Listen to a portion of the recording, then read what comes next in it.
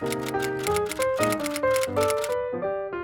guys, welcome back to my channel. In today's video I'm going to be filming the 10 books I want to read before the end of the year. Now we're getting pretty close to the end of the year now, so I might not even be able to fit 10 books in, but I'm just going to go through the ones that I hope to get done by the end of the year. First book that I want to read before the end of the year is Six of Crows by Libraryofeden, because this has been on my TBR for way too long now and I just need to read it, and I don't know why I kept putting it off in the spring and summer because I was like, I want to read it in the autumn or winter. Then I got to the autumn and I was like, actually I think it's giving more winter and I just need to read it. So I think it basically follows like a group of outcasts and they kind of form a little gang together and go on a heist.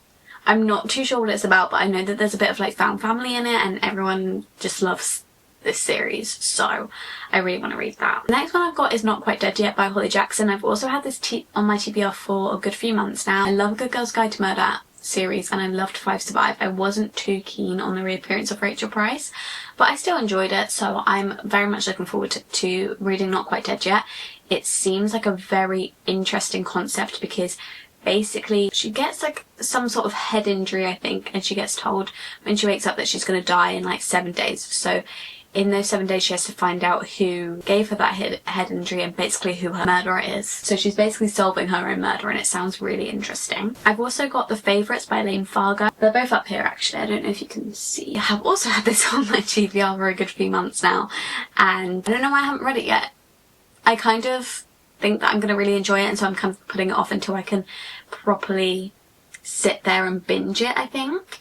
But I'm being quite busy recently so I haven't read it, and again I just need to stop waiting for the right time to read books and actually read them. This book follows two partners who were figure skaters and they were in the Olympics. I think some sort of accident happened and they stopped working together, it all blew up. And then there's something like she wants to put the record straight and she starts telling the story about what happened between the two of them, so it's kind of giving Daisy Jones and the Six a little bit, so I'm very excited to read that.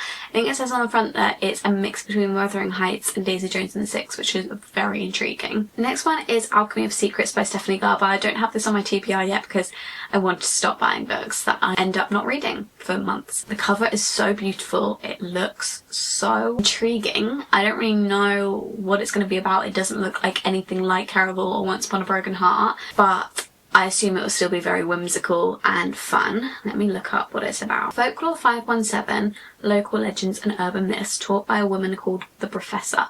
Most students believe the Professor's stories are just fiction, but Holland St. James has always been convinced that magic is real. She tracks down a local legend named the Watchman, who can supposedly tell you when you'll die, and the world finally makes sense, except that the Watchman tells her that she will die at midnight tomorrow unless she finds an ancient object called the Alchemical Heart. And it's set in LA. That's very different for her. Definitely want to get it done before the end of the year because I've been slacking on the new releases recently. Speaking of new releases, I also have Wild Reverence by Rebecca Ross. Rebecca Ross is the author of Divine Rivals and I think this is a prequel to Divine Rivals. I really loved Divine Rivals because I absolutely love letters in books. And I think Wild Reverence is said to also have letters, which I'm so excited about. Any form of like newspaper articles, journal entries, anything like that in books, I absolutely eat up, so I'm very, very excited for that to be in this book.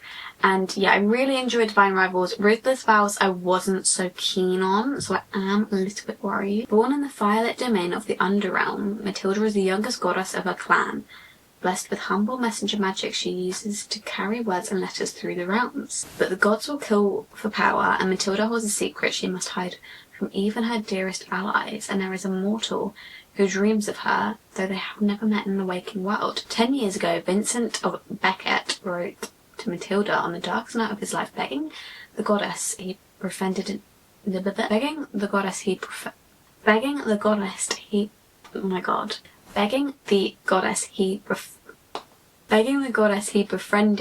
in dreams to help him. His request went unanswered and Vincent became a hardened and reverent lord of the river who has long forgotten Matilda until she comes tumbling into his bedroom window with a letter for him. That sounds very intriguing. I'm very excited to read that. It's got very good reviews as well. Another new release that I'm very behind on, and that is The Night and the Moth by Rachel Gillig, which is the author of One Dark Window, which is a very atmospheric, wintry book. So I definitely have been holding out for winter for this one, because I think that reading One Dark Window in any other time is just wrong. So I guess I have a reason for not reading this one, but I do really want to get it read because I've been itching to read this. Again, don't know what it's about, but it has very, very good reviews. I think I've read the description so many times, but I just forget it every time. Sybil Delling has spent 9 years dreaming of having no dreams at all. Like the other foundling girls who traded a decade of service for a home in the great cathedral, Sybil is a diviner. In her dreams, she receives visions from 6 unearthly figures known as omens.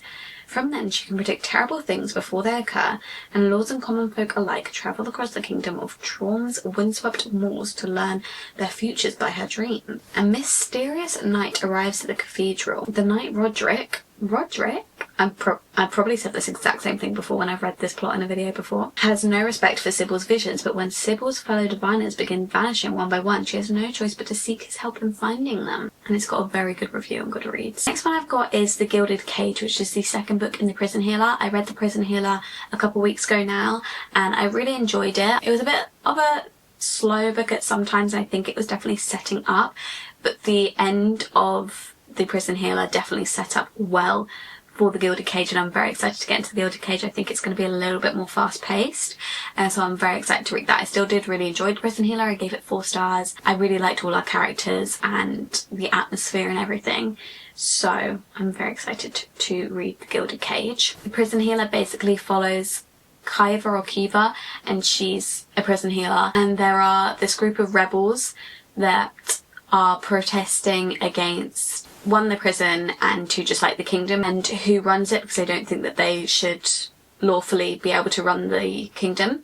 And the queen of the rebels ends up at the prison, and the prison healer has to heal her, and she gets a message saying you cannot let the rebel queen die, and then she has to compete in all these trials that the rebel queen is supposed to compete in her place, so that the rebel queen doesn't die. And it was very good. I love a trial, so I'm very excited to get into the next one. The next one I have is the 3rd book in the Beartown series, which is The Winners. I went over a year between reading Beartown and reading Us Against You, so I don't want to do that again. I want to get into the 3rd one as quickly as possible, so I would really like to get that read this year so that I don't forget the characters. Although it was really easy to jump back into Us Against You, but I feel like it would have been even better. I hadn't read it so long ago. Beartown is a series which follows this town which is only really on the map, only really gets money. The only thing they have going for them is hockey, and so they're very protective of the hockey team, but the main star of the hockey team does something very, very wrong, and it divides the town between people who care so much about hockey that they don't care about what he did and think he should be carried on to allow to play hockey, and the other half, or probably less than half, who think that he's a horrible person and shouldn't be allowed to play hockey. It sounds kind of boring, I promise it's interesting, but you kind of just have to read it and get into Frederick Backman's writing style to understand it, and it follows so many different people in this town and you get so connected to them. Next one I have is Wild Dark Shore by Charlotte McConaughey. I don't know how you say her name, but this one I have been seeing everywhere and I've been really wanting to read it, and I think having a little mix of literary fiction in there could be a good palate cleanser. It says, a family on a remote island, a mysterious woman washed ashore a rising storm on the horizon. Dominic Salt and his 3 children are caretakers of Shearwater, a tiny island not far from Antarctica.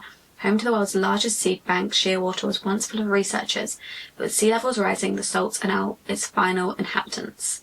Until during the worst storm the island has ever seen, a woman mysteriously washes ashore. They nurse the woman rowing back to strength, and it begins to feel she might just be what they need. I think people are like keeping secrets and things are going to be dug up.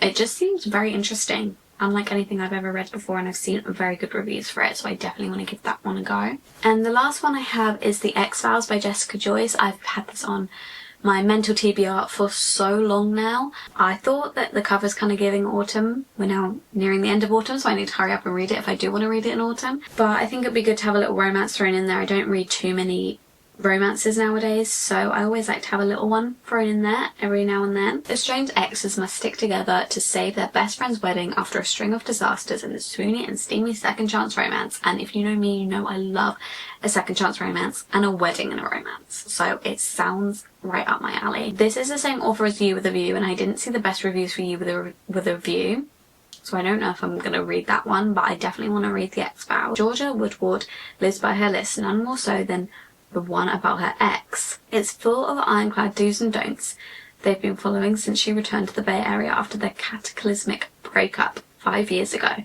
With the wedding of their mutual best friend Adam looming, and them about to step into their roles as best woman and man, Georgia's never needed it more. She refuses to threaten their tight-knit friend group with her messy and still very present feelings. Interesting. It sounds very drama-filled, and I'm very excited to read it. That is all the 10 books that I want to read before the end. Let me know if you have read any of them. If you enjoyed it, let me know any of your 10 books before the end. If you enjoyed this video, please give it a thumbs up. Please subscribe down below and turn on the bell when you're notified every time I upload. And if you want to, you can follow my social medias @libraryofeden on both TikTok and Instagram. And I'll see you in my next video very soon.